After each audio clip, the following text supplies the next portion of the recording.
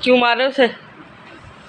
नहीं, इतो टाइप पे आता है तो आते नहीं, इतो पार्टी उलाता है या। Assalamu alaikum viewers, how are you all? Hope you all are fine. We are also fine, अल्हम्दुलिल्लाह।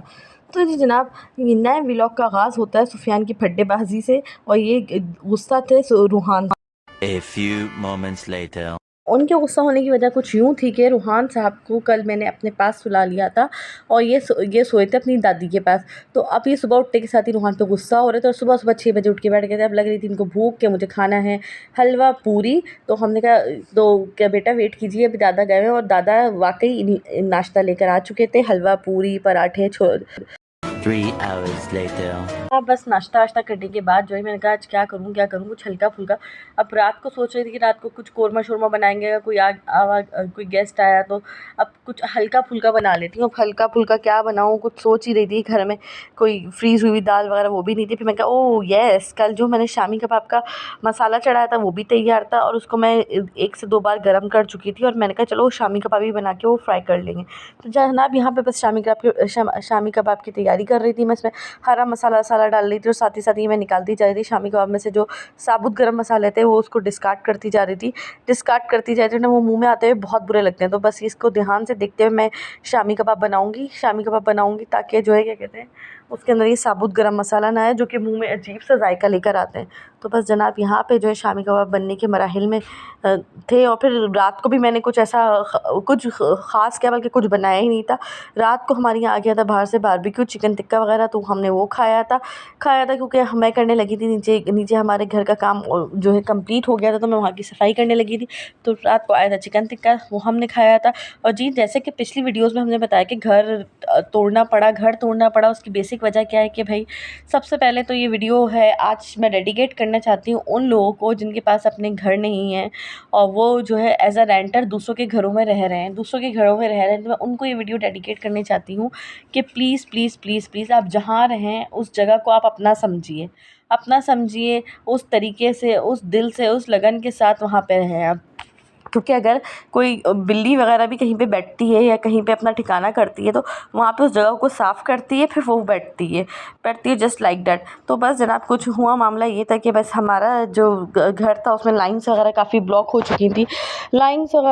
चुकी थी काफ़ी हद तक, जो है कहते हैं ब्लॉक थी। तो जो कहते हैं उसको सही से डलवानी चाहिए। और यहाँ मैं बताती चलूँगी खाने में हमारे पास आलू मेथी की भुजिया थी, शामी कबाब थे, मेरे हस्बैंड काठियावाड़ी छोले है, लेकिन हम खाएंगे सलाद। 6 hours later. आप कुछ यूँ कि लाइन्स वगैरह सब ब्लॉक हो चुकी थी, किचन बिल्कुल तबाह बर्बाद हो चुका था, बहुत ग्रीसी कि मतलब कैबिनेट्स के अंदर भी बहुत ग्रीस थी और बहुत ज़्यादा जाले वगैरह ये सब कुछ, तो मतलब मिट्टी जम चुकी थी दीवारों पे और खिड़कियों पे।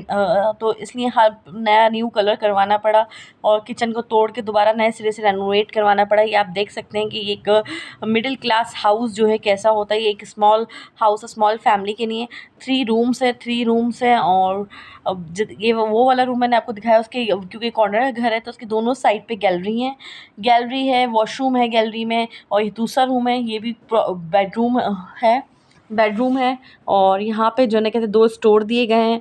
ये स्टोर का होना तो हर घर में बहुत ही ज़रूरी है। स्टोर देख सकते हैं आप, एक स्टोर कुछ यूँ है जहाँ पे शेल्फ्स वगैरह बने हुए हैं और दूसरा स्टोर जो है उसमें बने हुए कबर्ड्स वगैरह बनी हुई हैं, तो जिसमें आप अपने क्लॉथ्स वगैरह रख सकते हैं। और कबर्ड्स की झंझट भी आपकी ख़त्म हो गई। जब कबर्ड्स आपकी दीवार में बन जाए तो इट इज़ वेरी बेनिफिशियल। तो बस ये कबर्ड्स वगैरह बनी हुई हैं और ये भी काफ़ी पुरानी कबर्ड है, कोई आज से 18-19 साल 20 साल पहले ये की बनी हुई कबर्ड्स हैं।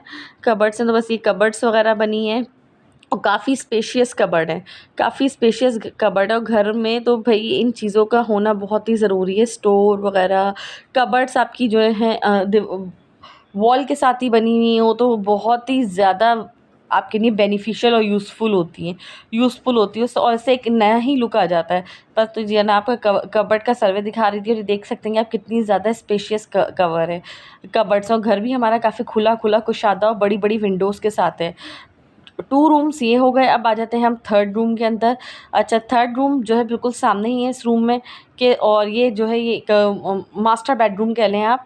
ये इनमें सबसे बड़ा रूम है, और ये जो है यहाँ पर देखिए इस तरह से उसके 2 डोर है। एक डोर कॉरिडोर में अंदर खुला है, दोनों रूम्स को फेस करता हुआ है। एक डोर जो है मेन गेट की तरफ है, एक डोर मेन गेट की तरफ है। बहुत हवादार, ये वही गेट है जो मैंने आपको दिखाया था जहाँ पे मेरे प्लांट्स वगैरह रखे हुए हैं। और बस यहाँ से जनाब हम आ जाते हैं अपने किचन की तरफ। किचन ये देखिए, मैं यहाँ पे मैंने क्लीनिंग वगैरह करके एक बॉटल में मनी प्लांट भी डाल के रख दी थी अपने जो है अपने पौधों को लुक देने के लिए, अपने किचन को लुक देने के लिए। और यहाँ पे देखिए न्यू किचन बना था, रेनोवेट हुआ था, नए सिरे से रेनोवेट कंस्ट्रक्ट हुआ था। और फिर यहाँ पे वॉशरूम है, यहाँ पे डोर तक न्यू लगा था और इसके टाइल्स वगैरह क्योंकि वॉशरूम में अक्सर सीलन आ जाती है तो पूरे ऊपर तक वॉल तक जो है यहाँ पे टाइल्स लग गए थे।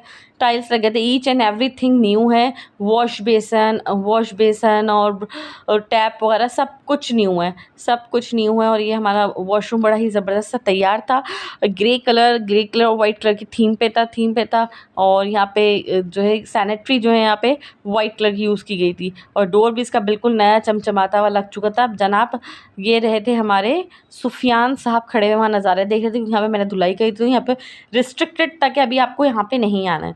फिर जाके गंदे गंदे पाँव बनाते। देखिए अब आ जाते हैं किचन की तरफ। तो किचन में जितने ज़्यादा कैबिनेट हो उतने कम है। तो ये फर्स्ट कैबिनेट था आपके सिंक के ऊपर, जिसके ऊपर रैक रखे हुए थे, बर्तन रखने का रैक बने हुए थे। उसके बाद सेकंड कैबिनेट आ गया। कैबिनेट आ गया, इसमें भी 2 शेल्फ्स थे। फिर उसके बाद जनाब ये आ गया था थर्ड कैबिनेट, डबल कैबिनेट था।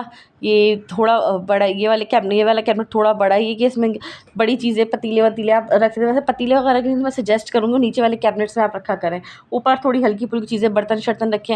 और ये चूल्हे के ऊपर वाला कैबिनेट था, इसमें ये थोड़े जो है पतले पतले कैबिनेट है। इसमें जो है कहते हैं आप मसालों के डब्बे शब्बे रख सकते हैं, और वो इसलिए कि चूल्हे के ऊपर आसपास मसालों के डब्बे हो तो आसानी, आप खाना पकाते जाएं, वहीं से खोला वहीं से डाल दिया, जस्ट लाइक दैट। और ये नीचे वाले कैबिनेट चूँकि थोड़े बड़े बड़े होते हैं, यहाँ पे ड्रम्स वगैरह रखे जाते हैं कि आटे का ड्रम रखा जाता है, चावल का ड्रम रखा जाता है, पतीलियाँ रखी जाती हैं। तो कैबिनेट थोड़े बड़े होते हैं। तो ये था हमारा किचन, स्मॉल बट स्पेशियस। तो ये था हमारा ज़बरदस्त सा किचन। सब हमारा घर बिल्कुल चमचमाता हुआ नया तैयार हो चुका था कि माशाल्लाह देख के मुंह से माशाल्लाह निकल रहा था। आप लोग की वीडियो देखना ज़रूर माशाल्लाह कहिएगा। उम्मीद है आपको मेरी वीडियो पसंद आई होगी। वीडियो पसंद आई तो लाइक कीजिए, शेयर कीजिए, सब्सक्राइब करना हरगिज़ मत भूलिएगा। बेल आइकन के बटन को ज़रूर प्रेस कीजिएगा ताकि मेरी आने वाली वीडियो की नोटिफिकेशन सबसे पहले आप तक पहुँचे। Thank you for watching. अल्लाह हाफ़िज़।